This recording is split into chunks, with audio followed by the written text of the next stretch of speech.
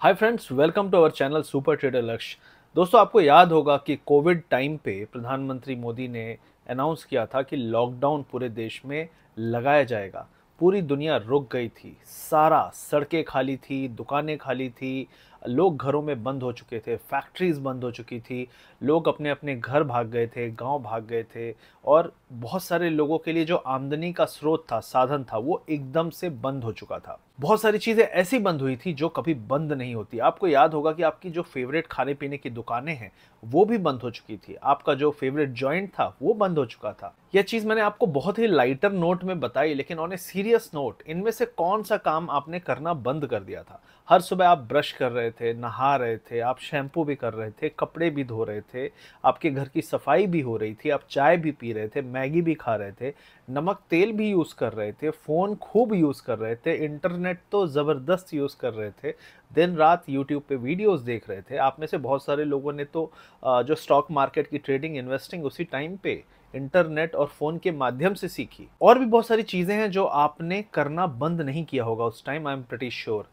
अगर हम इसकी लिस्ट बनाने जाएं तो काफी लंबी लिस्ट बन जाएगी। और आपको एक और चीज बता दो कि इंडिया का जो जीडीपी डेटा था, जो आपने 2020 के कोविड लॉकडाउन के बाद देखा, वो -5.8 चला गया था। और आपको जानकर ये शॉक होगा कि 1979 के बाद पहली बार इंडिया का जो जीडीपी ग्रोथ है वो निगेटिव में गया था। लेकिन आपको ये बात समझ आ रही होगी कि आदमी हो या औरत, बहुत सारे प्रोडक्ट्स हैं जो कोई भी समस्या आए, उसके बाद कोई भी रिसेशन आए, कोई भी प्रॉब्लम आए, कोविड जैसी समस्या आए, तो भी आप उसको यूज करना बंद नहीं करेंगे। और बहुत सारे प्रोडक्ट आपने उस टाइम देखा भी होगा, आप कोविड के पहले भी यूज कर रहे थे और जब वो लॉकडाउन चल रहा था तब भी आप उसको यूज कर रहे थे।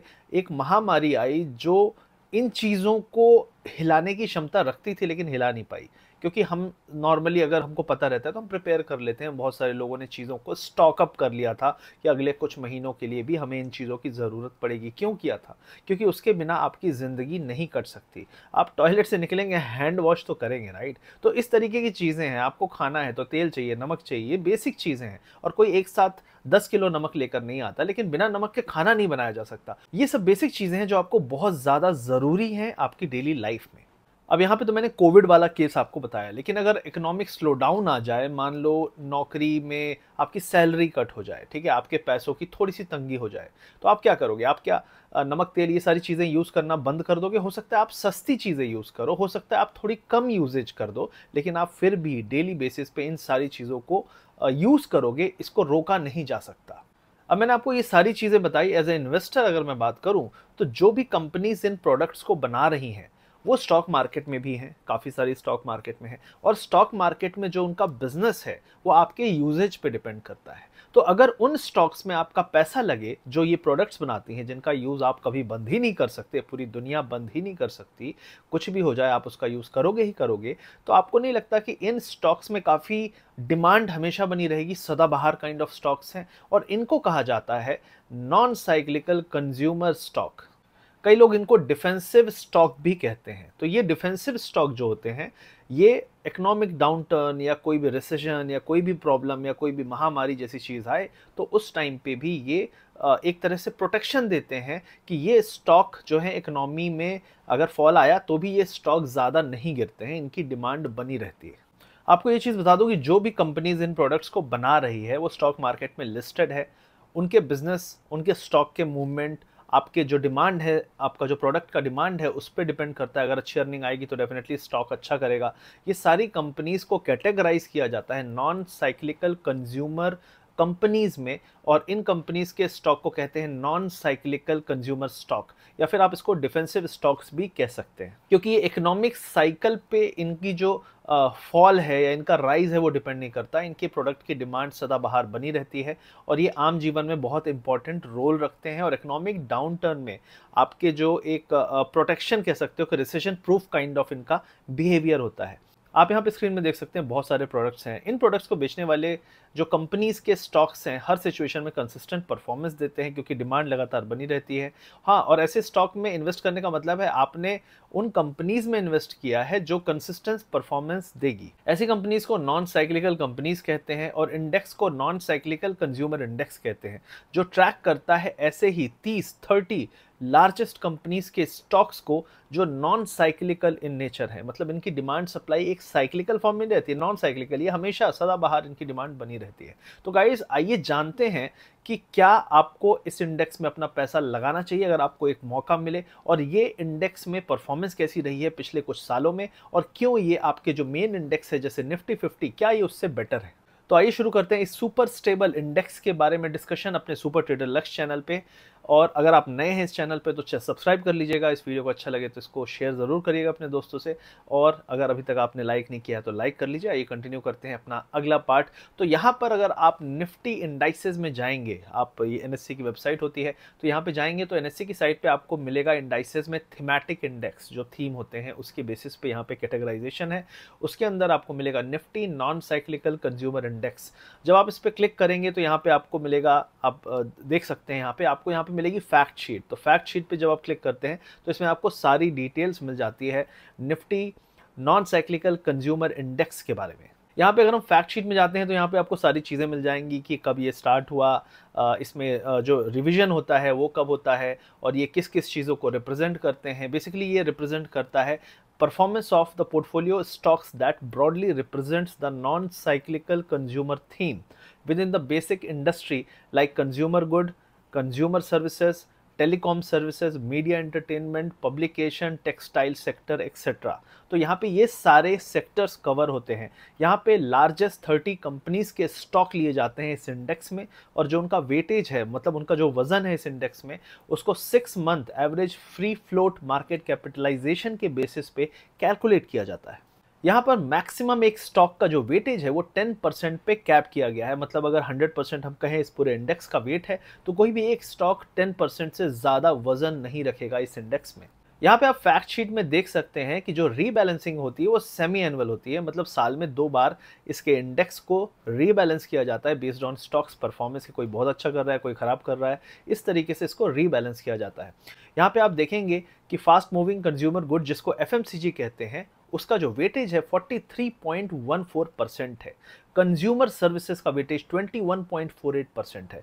कंज्यूमर ड्यूरेबल्स का 20.08 है। टेलीकम्युनिकेशन का 11% है। सर्विसेज का 2.57% है। टेक्सटाइल का 1.07% है, और मीडिया एंटरटेनमेंट का 0.65% है। और यहाँ पे अगर हम दूसरी तरफ जाएं और स्टॉक्स के कंस्टिट्यूएंट्स देखें तो कौन से टॉप 10 स्टॉक्स हैं इस इंडेक्स के बाय वेटेज, तो यहाँ पे अगर 100% हम वेटेज कहें तो उस 100% में कितने परसेंट इनका वजन है। तो यहाँ पे आप देखेंगे जो सबसे बड़ी कंपनी है वो है हिंदुस्तान यूनिलीवर। आपको पता है बहुत सारे इसके प्रोडक्ट्स आप डेली यूज करते हैं, इसका वेटेज है 9.9%।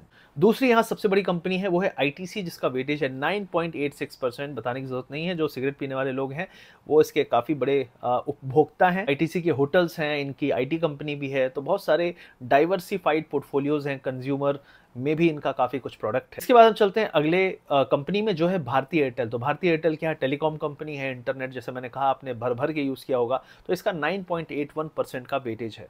अगली कंपनी में जाएंगे टाइटन, जिसका वेटेज 8.05% है। आपको पता है टाइटन आपके गॉगल्स में है, घड़ियों में है, तो बहुत सारे इनके भी डाइवर्सिफाइड पोर्टफोलियो, काफ़ी सारे प्रोडक्ट्स हैं। उसके बाद जो अगली कंपनी है वो है एशियन पेंट्स, जिसका 6.52% का वेटेज है। आपको पता है पेंट कंपनी है, इंडिया की लार्जेस्ट।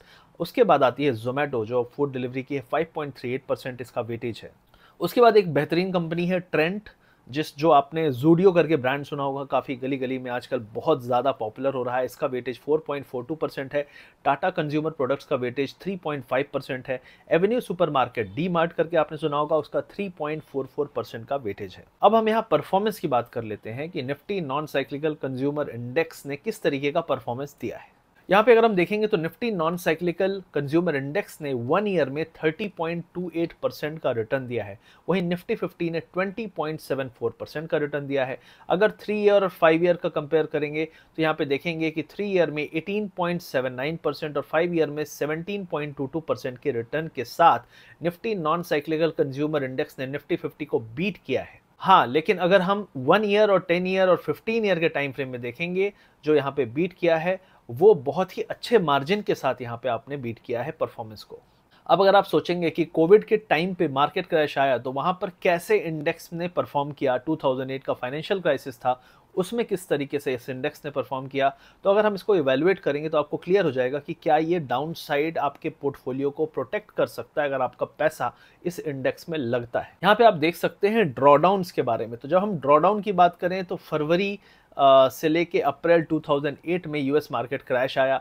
उस टाइम पे आपने देखा कि यूएस मार्केट में बहुत बड़ा फॉल आया था और उसके बाद उसको कहते हैं ग्रेट फाइनेंशियल क्राइसिस भी, अगर आपको नहीं याद आ रहा होगा तो वहाँ पे अगर आप देखेंगे तो निफ्टी 50 ने बहुत बड़ा फॉल दिखाया अप्रैल में, फरवरी से अप्रैल में आई थिंक 24.49% का, सितंबर से दिसंबर 2008 में 45.13% का, अगस्त से अक्टूबर 2011 में 14.07% का। यहीं आप देखेंगे Nifty non cyclical consumer index ने 23.92% का, 36.43 और 7.93 रिस्पेक्टिवली फॉल दिया उस टाइम फ्रेम में। अगर हम लास्ट 15 ईयर्स की बात करें तो Nifty non cyclical consumer index ने निफ्टी 50 से ज्यादा फॉल केवल 2 बार दिया है।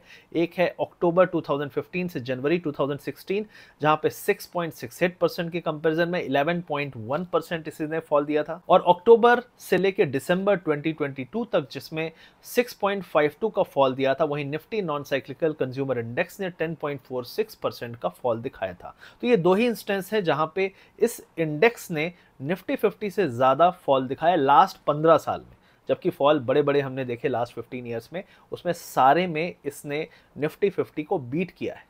इसके अलावा अगर आप कोई भी टाइम फ्रेम देखें तो Nifty non cyclical consumer index ने निफ्टी 50 को हैंडसमली बीट किया है और ड्रॉडाउन्स में बड़े बड़े इकोनॉमिक और फाइनेंशियल क्राइसिस में आपके पैसे को काफी प्रोटेक्टेड रखा है। अगर हम यहाँ पे निफ्टी साइक्लिकल कंज्यूमर इंडेक्स की परफॉर्मेंस कंपैरिजन करें with Nifty 50 as well as Nifty total market index, इसके बारे में मैंने एक वीडियो भी बनाया था रिसेंटली में, ये भी एक बेहतरीन इंडेक्स है 750 स्टॉक्स का, तो उससे अगर हम इसको कंपेयर करें तो इसकी परफॉर्मेंस और स्टेबिलिटी बहुत ही बेहतरीन रही है। लॉन्गर टर्म रिजल्ट्स भी निफ्टी 50 और निफ्टी टोटल मार्केट इंडेक्स से बहुत बेटर रहे हैं। यहाँ पर अगर हम वैल्यूएशन देखें पी रेशियो के टर्म में तो Nifty non cyclical consumer index का लास्ट 10 ईयर का जो एवरेज पी रेशियो है 101.01 रहा है, 5 ईयर्स का एवरेज पी जो है 140.99 रहा है और करंट पी सिर्फ 59.35 चल रहा है। तो उस हिसाब से वैल्यूएशन इतनी बेहतरीन बन रही है। कहते हैं ना कि P, price to earning, is the basis जिस पे बहुत सारे लोग पैसा लगाते हैं। तो जब पी इसका आपके 5 ईयर और 10 ईयर के कंपैरिजन में इतना कम है तो अगर लॉन्गर टर्म आपका होराइजन है, टाइम होराइजन है वेट करने का, आप वेट कर सकते हो इतना, तो ये बहुत ही बेहतरीन रिटर्न देने की एक पॉसिबिलिटी रखता है। यहाँ पे सबसे बड़ा कारण इस फंड में इन्वेस्ट करने का ये है कि यहाँ पे राइजिंग पर कैपिटा जीडीपी, जिसमें सरकार का बहुत फोकस भी है, उसके कारण कंज्यूमर स्पेंडिंग लगातार बढ़ती रहेगी। जो हमारा यूथ है, जो युवा पॉपुलेशन है, वो बहुत ज़्यादा है। कहते हैं कि 30 से लेके जो 30 से कम जो पॉपुलेशन है उसका रेशियो बहुत ज़्यादा है इंडिया में, जो कि हमारी वर्क फोर्स भी है। ये काफ़ी कुछ कंट्रीब्यूट कर सकती है अगले 10 से 15 साल में हमारे कंट्री के ग्रोथ में। यहाँ पे छोटे छोटे शहर डेवलप हो रहे हैं, अर्बनाइजेशन हो रहा है, डिजिटाइजेशन हो रहा है, हम डिजिटल मोड में जा रहे हैं हर सेक्टर में, हर चीज़ में एआई आ चुका है जो काफ़ी कुछ चीज़ों में हमें बूस्ट करने वाला है।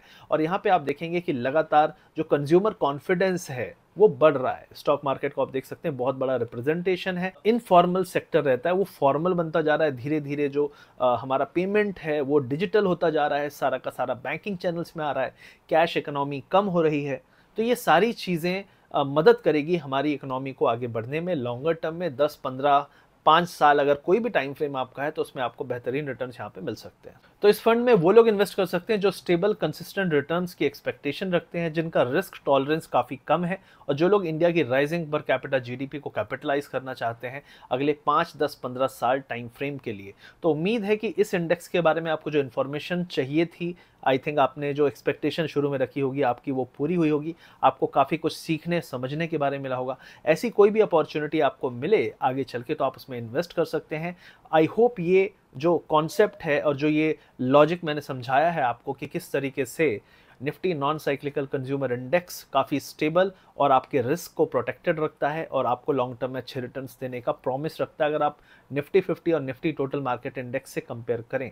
तो आई होप ये वीडियो अच्छा लगा होगा, अपने दोस्तों को ज़रूर ये शेयर करिएगा, वीडियो अच्छा लगे तो उसको लाइक करिएगा और चैनल को सब्सक्राइब करिएगा। मिलते हैं बहुत जल्दी अगले वीडियो में। थैंक यू वेरी मच, जय हिंद।